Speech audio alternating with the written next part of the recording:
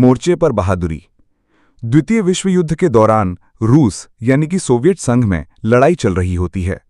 अलियोशा स्कोटसोव यानी कि 19 साल का एक सैनिक मोर्चे पर जर्मन टैंकों से लड़ रहा होता है। वो बहादुरी दिखाकर 2 जर्मन टैंक नष्ट करता है।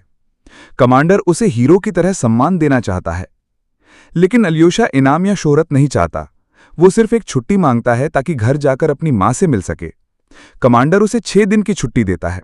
उसमें से 2 दिन आने जाने में लग जाते हैं, यानी मां से मिलने के लिए उसके पास बस कुछ घंटे ही होंगे। लेकिन अलियोशा खुश है और ट्रेन से सफर शुरू करता है। रास्ते में मुलाकातें। अपनी यात्रा में वो कई लोगों से मिलता है।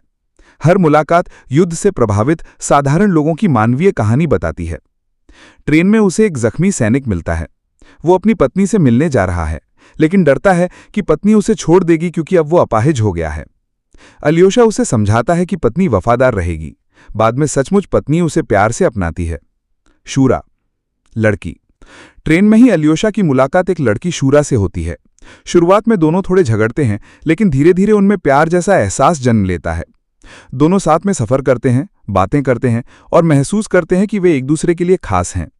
लेकिन उनके पास वक्त बहुत कम है। कई मुश्किलों और देरी के बाद अलियोशा आखिरकार अपने गांव पहुंचता है। उसकी मां खेतों में काम कर रही होती है। अचानक बेटा घर आता है। मां उसे देखकर बहुत खुश होती है। दोनों गले मिलते हैं। मां बेटे को खाना खिलाती है, बातें करती है। लेकिन यह खुशी बहुत छोटी होती है।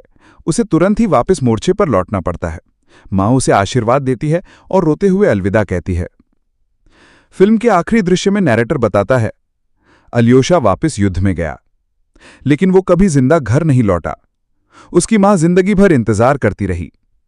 इस कहानी से ये मिलता है कि ये फिल्म सिर्फ युद्ध पर नहीं, बल्कि इंसानियत, रिश्तों और भावनाओं पर है। अलियोशा की थोड़ी सी छुट्टी में पूरी मानवता का दर्द और प्यार छिपा है।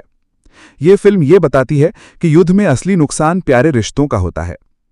कुल मिलाकर बैलेड ऑफ अ सोल्जर की कहानी बहुत साधारण लेकिन गहरी और भावुक है। ये दिखाती है कि हर सैनिक सिर्फ एक हीरो नहीं होता, बल्कि वो भी एक बेटा, एक प्रेमी और एक इंसान है।